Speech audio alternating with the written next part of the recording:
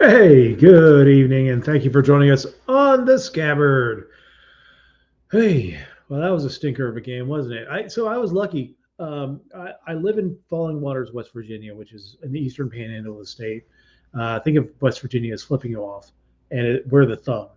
So that's where I'm at, like the tip of the thumb in West Virginia. Um, so because of that, I'm in the Pittsburgh viewing area, and Pittsburgh has a blackout on Columbus Blue Jackets games, so I can't watch any Columbus Blue Jackets games. Um, and I was mad 30 seconds into the game because I wasn't able to watch the Sabres play. But then after about the 10-minute mark of that first period, I'm okay with not watching that game. It was a very rough game. I watched quote unquote some of the highlights of that game. Lots of blown defensive coverages, lots of basically just giving up. The team gave up. They gave up on Devin Levi. They gave up on Ukko-Pekka Luukkonen. Um, the goalies kind of gave up because they weren't getting any support. Like why expend all that effort? But thanks for joining us tonight. If you have any questions or comments, please feel free to drop them in the chat. I will be happy to address them. We actually got chat already. I'll put the main show up. Yes, Ray, it was a very, and not a Lindy rough game.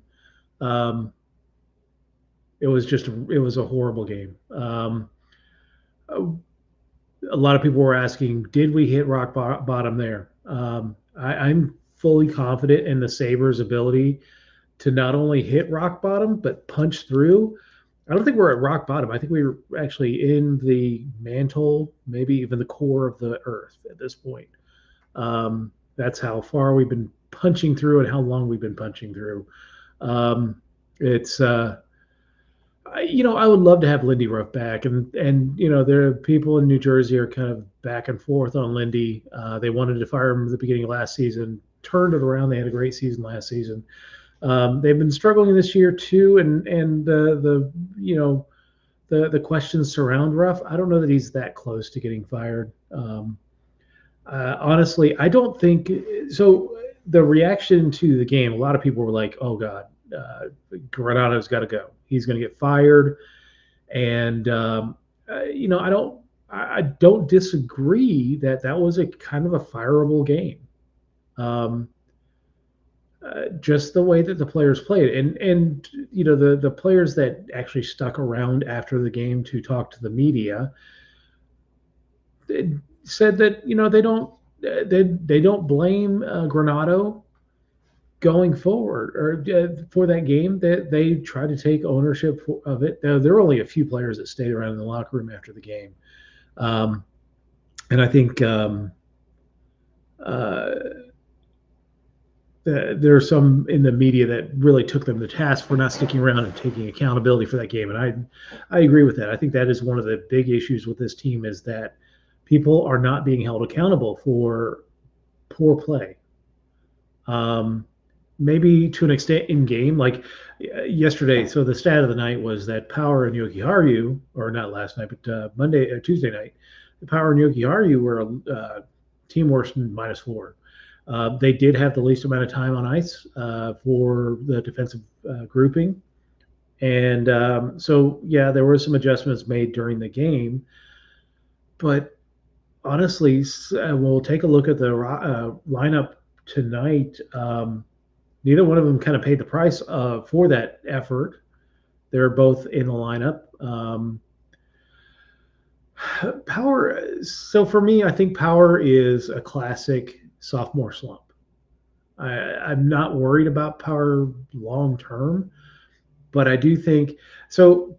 And the reason why sophomore slumps happen is a player comes into the league and they are excited to be in the league. They're like, "This is I'm here to prove myself every night," and uh, that is very hard to sustain over your entire career. So that second year, they're coming in, they feel confident, they made the team, they're pretty confident making the team, um, and they're trying to manage their expectations and manage their energy in the season. They're probably pretty burned out by the end of their first season, and that second season just doesn't go as well. This is kind of a classic. sophomore slump. And people are saying maybe it's the entire team is kind of in a sophomore slump. We overachieved last year. Was it sustainable? I think there are a lot of things that we could talk about as far as the Buffalo Sabres. What is ailing them? For me, I think what is ailing them is that they came into this season, and instead of having expectations, and people talked about them having expectations, they had almost like the playoffs were a given. Like, we're just going to show up and we're going to be better than last year, because that's the natural progression, is you're going to be better than you were last year because this team is so young. And they weren't. They haven't been.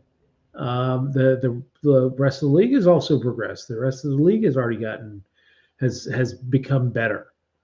Yeah, there are a couple of teams, but they're mainly out west that are seeking to dumpster dive for Celebrini.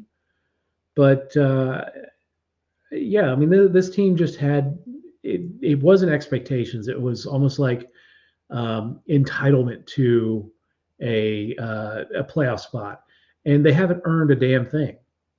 There is no reason why they should come into this season with that expectation. They should be that they are a playoff team, that they're in the playoffs. They haven't made the playoffs in 13 years. Thank God for the New York Jets. And I try not to make this show like this hot take zone or anything like that, but again, it is very frustrating to watch this team. And the other thing about watching this team is, like, tonight, I fully expect them to win. I would not be surprised if they win this game, because whenever they throw down a stinker game, they did it against Colorado. They beat Vegas. They did it against New Jersey, stinker game, beat the New York Rangers. So there's this cycle of they're getting up for really good teams, and not say that Colorado isn't a really good team, but they are getting up for good teams, and they play really well against good teams. But then as soon as the good team leaves town, they just fall back into this, well, we're supposed to be in the playoffs, so we're gonna kind of skate around tonight against a lesser team, and our talent alone should be able to carry us to the victory, and it's not the case.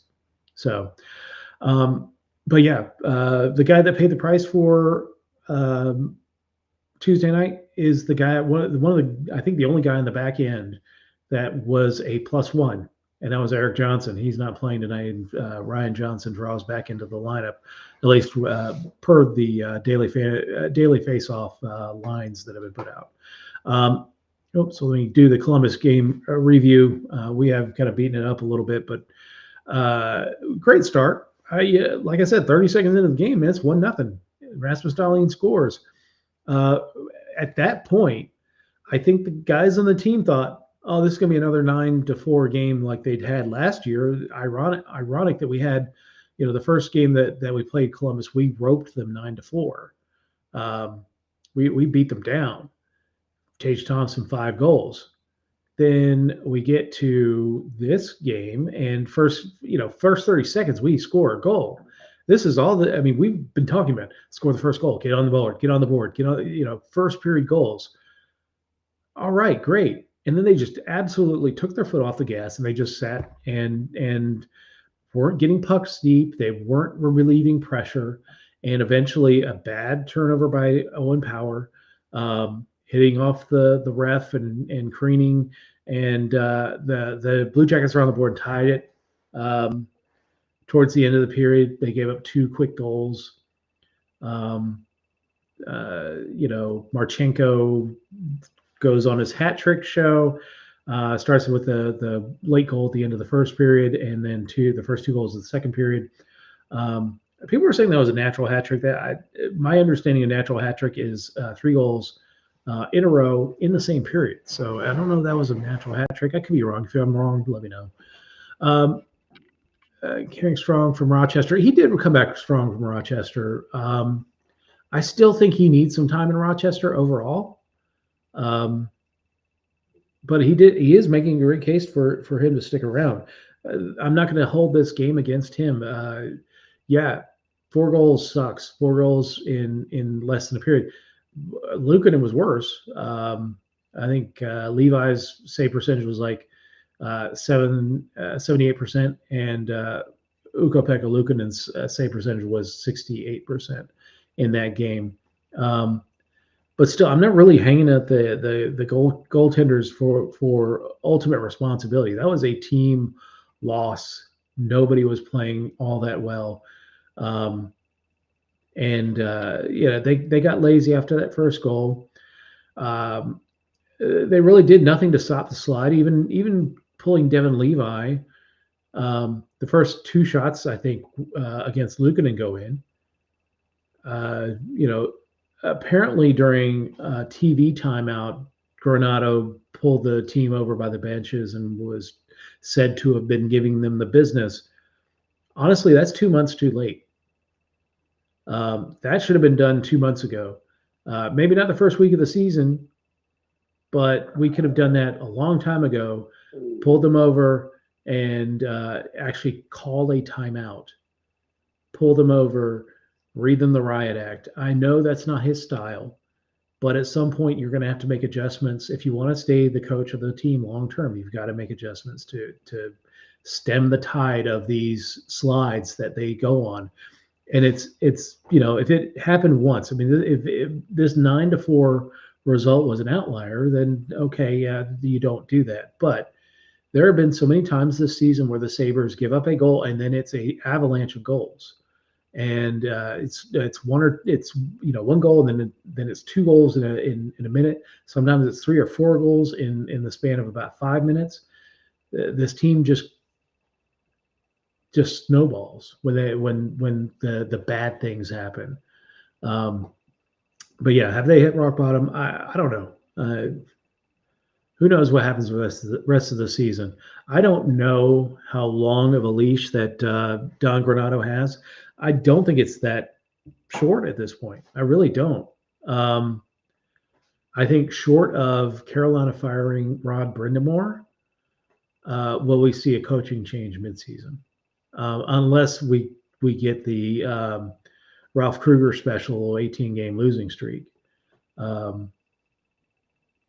I just don't see the Adams going that direction. But if Brind'Amour ever becomes available, I don't care if Don Granato's just won the Stanley Cup. I got a feeling that Kevin Adams would fire Don Granato just to get Rod Brind'Amour as coach on this team. But that's just me. All right, enough about that game. Please let that be the last time we have to do this kind of episode. It's tiring, man. It's tiring watching this team play great against good teams and then just crap the bed against teams that they, we could be like last year. We'd be sitting here at the end of the season, 1 point out of a playoff spot, and at this point, I don't think we're even going to be anywhere close to it. Thanks for joining us, Ray. I appreciate it. You can watch the rest of the episode on demand anytime, or join us tomorrow on Saturday night. We're doing the World Junior Hockey Championship preview ahead of the Rangers game. So kind of a double episode on Saturday night. Let's not have this game anymore. If you're going to say we're playing hard for the coach and we don't want to be on the coach, then show that on the ice. And it's on the players to do that. I don't absolutely blame Granato for everything, but there are some things that he could be doing better. All right, our Leafs game preview. Leafs are 16-7-6, second in the Atlantic Division. They're coming up on the Boston Bruins. And it's remarkable because they have had a ton of overtime games. 13 of their 29 games have gone to overtime this season. For a while there, they had more regulation losses than regulation wins, despite being top 3 in the division. That just speaks to the number of games they actually get to overtime. Even if they lose, they get that loser point. This league is so much about stacking points, getting points where you shouldn't be getting points, and the Leafs are doing it. I think the Leafs are a lot like they're a much more talented version of the Sabres, in that the team does kind of lack an identity, but they have much more talent to be able to kind of carry them through some of these games and get to overtime, get some points each night. And it doesn't help. It doesn't hurt to have Nylander and Matthews and Marner on your team um, to do that. So, but they played Buffalo once. Buffalo did win. In fact, the last time Buffalo won on a Saturday was when they beat the Leafs 6-4. Since then, I think it's 6 or 7 games without a win for the Sabres on Saturday nights. Last game of the calendar before we go into the winter break is on Saturday. So hopefully I break that bad streak. But yeah, they're led by Matthews in goals, 25, no big surprise, and Nylander leads in assists and points at a good time. I think this contract year for him, so he's going to make a lot of money, and I don't think it's going to be in Toronto. Buffalo has a lot of cap space, but I know he comes here. So, but goaltending has been kind of an issue. They've had some injuries. We're not even talking Matt Murray, who hasn't played in the last 2 years. But Wall is, I believe, day to day. I think we're getting Samsonov tonight. But we'll take a look at the Leafs projected lines from Daily Faceoff. Matt and I's Austin Matthews, William Nylander, Tyler Bertuzzi, Johnny Tavares, and Mitch Marner on that second line. Robertson, Domi, and Yarn Kralk on the third line, and McCann, Camp, and Gregor on the fourth line. The defensive pairings, we've got Morgan Riley, and Tom and Lillian, Brody, and McCabe, Benoit, and Timmins. And the goaltending duo is Ilya Samsonov and Martin Jones. Martin Jones brought in, actually played really well for the Leafs in 4 games. I think he's 3-1, and really shined in his brief time in Toronto. Leaf scratches tonight. Aforementioned Matt Murray. Again, he hasn't played in 2 years. He's probably never going to play again for the at least for the Toronto Maple Leafs. Probably not again at all. John Klingberg on IR, Matt Giordano on IR, and Wall is out. So that is your scratches. I believe Ryan Reeves is a healthy scratch. So there you go. At least a little less grit to face on that Toronto lineup. Sabres projected lines. So yeah, this may be the most complete, at least forward roster that we've had so far this season. Last I saw, Skinner and Greenway were going to make their comebacks into the lineup. So first line, Skinner, Thompson, Tuck. Haven't seen that line in a while. Hopefully they can rekindle some magic. Then we've got J.J. Peterka with Cousins and Quinn. Jack Quinn moving back up into that second line where he was last season, towards the end of the season with Cousins and Peterka. Be good to see if they can rekindle some of that magic. And Greenway with Middlestat and Benson. I'm actually that's going to be a fun line to watch. If Greenway is healthy and can really play that power forward role, that should be an interesting line to watch. And then the fourth line of Robinson, Krebs, Okposo. It's stepped back a little bit. Robinson didn't play horribly against his old team. Again, that line was not the responsible line for a lot of the goals that happened on Tuesday night. Our defensive pairings, we've got Dahlin and Samuelson. Power and Jokiharju. I mean, at the very least, those two guys have a -4 night. Both of them have a -4 night. At least split them up. Power and Ryan Johnson, or Power and Clifton with Jokiharju and Johnson, something like that. But Power and Jokiharju, second power pair, and then Ryan Johnson with Connor Clifton on the back end. I hope they're not going to do something stupid like an 11-7. But I'm not going to put it past Granato. Our goalies, at least in the last few days when yesterday when they had practice, Levi had the goaltender's net, the starter's net. UPL and Comrie shared the net. Honestly, the fact that I think this lineup says more about who's not playing than who is playing. After a stinker like that, and I don't blame Olofsson for what happened on Tuesday night, but there are a lot of guys that are on the line out of the lineup that I don't know will be playing much for the Buffalo Sabres. It's we're in a roster freeze. They can't send them down. They can't, except they can do emergency promotions, but they can't trade anybody away at this point for the next.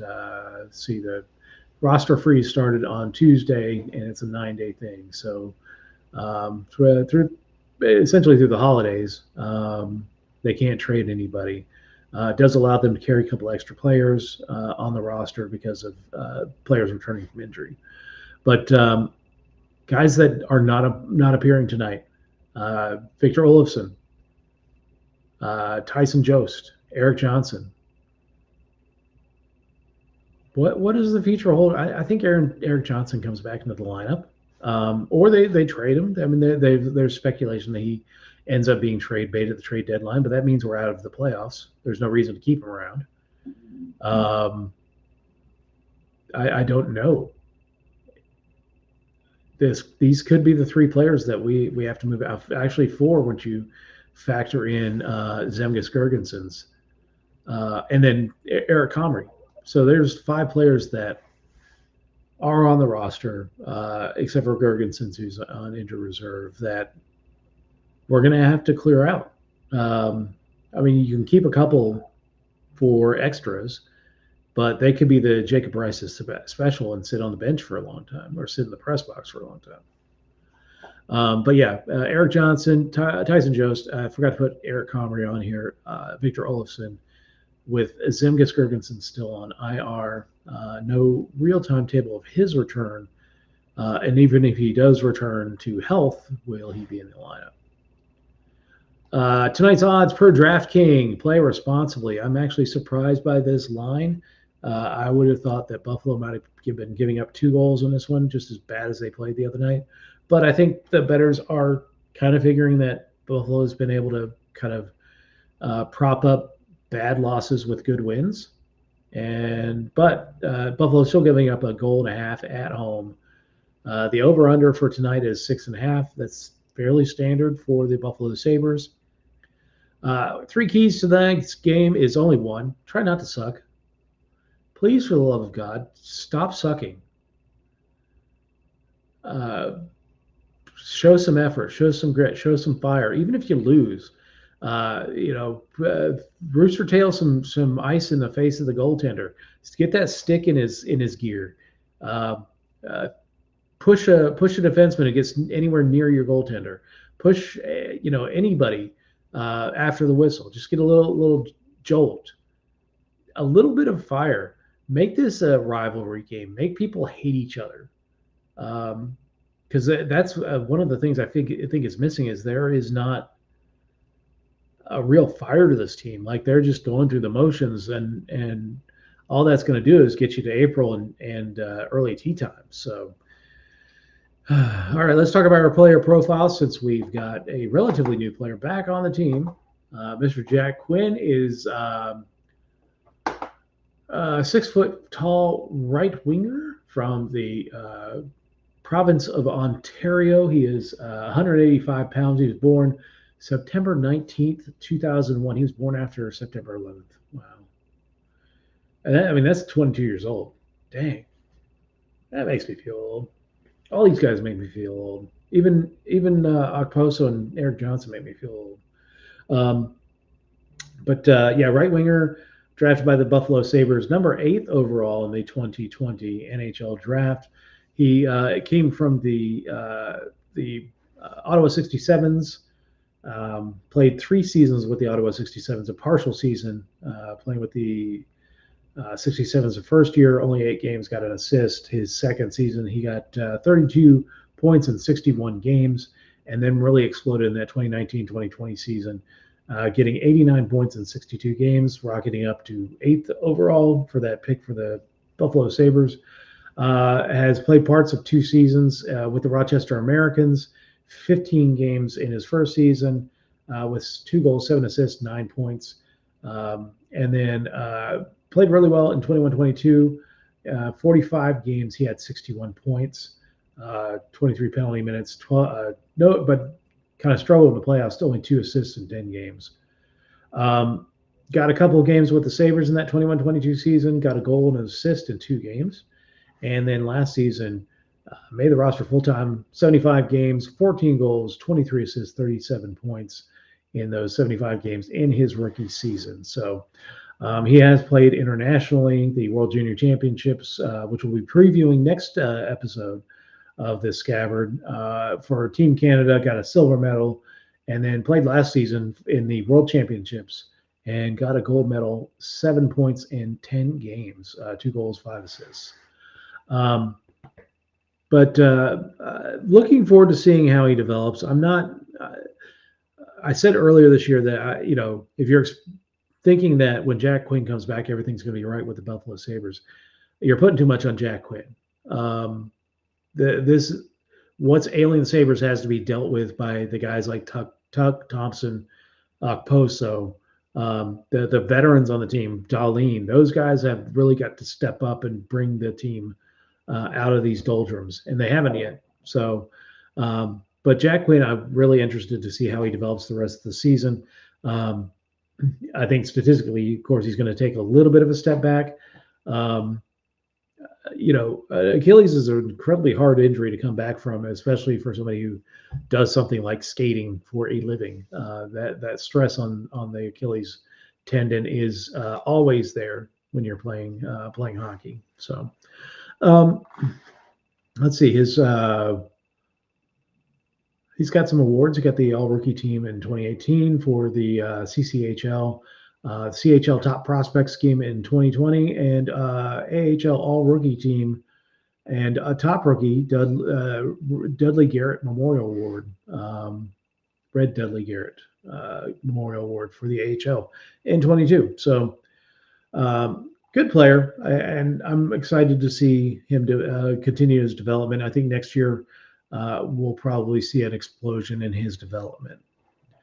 Let's see, on this date, on December 21st, 1991, Alexander McGillney scores 5 seconds into the game against the Toronto Maple Leafs, marking the fastest opening goal in franchise history, and is tied with the NHL record with 3 or 4 other players. With 5-second goals to start a game. I miss Alexander McGillney. Basically, I just miss a team that is actually competitive. That's what I want. On the farm, Amherst are 12-9-2-1 on the season and 4th in the AHL North. They lost to Cleveland, the Columbus Blue Jackets. We've had a rough week against the Columbus Blue Jackets. Lost to Cleveland 5-3 on Wednesday. They take on the Providence Baby Bruins on a Friday night, and that's their last game until late next week. So they've got a nice extended holiday break. Of course, that was their first game without Juraj Kulik, who's now with Team Czechia for the World Junior Hockey Championships, and he'll be a guy we feature next on our next broadcast. On the farm for the Jacksonville Icemen, they're 14-9-2, 3rd in the ECHL Eastern Division, or Eastern Conference South Division. They beat the Florida Everblades, Florida's top ECHL team, 4-3 on Wednesday, and they host the South Carolina Stingrays, the Washington Capitals ECHL team, on Friday. So that's. Icemen are doing better than they had earlier in the season. They were really scuffled at home for a while, but have kind of righted the ship and keeping pace in the Eastern Conference South Division at least. The week ahead, not too many games. We've got the Rangers and Boston bookending the 4-day off time for Christmas. Again, I said this last time. I really think that NHL should have Christmas games, or at least the day before Christmas. I don't care, something so that you don't have a 4-day break in the schedule. The NBA can do it. Hockey can do it. The next episode, Thursday night, 6 p.m. I'm sorry, that's Saturday night, 6 p.m. Eastern. It's Thursday night tonight. Saturday night, 6 p.m. Eastern. Usually our show is an hour before game start. The game is at 7:30 since it's in New York, and so we'll do that 6 o'clock first half hour. We're talking about the World Juniors. Second half hour, we'll talk about the game against the New York Rangers, and hopefully preview a win against the Toronto Maple Leafs. Again, they're the hated Leafs. I hate the Toronto Maple Leafs. Please beat the Toronto Maple Leafs. At least just don't suck. I would really appreciate that. But that's it for the show tonight. I really appreciate y'all watching on Facebook, YouTube, Twitter, Twitch. Twitter, if you're on Twitter, if you're watching on Twitter or want to watch on Twitter, Reach Team has changed. So comments that are sent on Twitter will now display in the comment box on his side here. So please feel free to drop a comment. We'll love to talk hockey with you.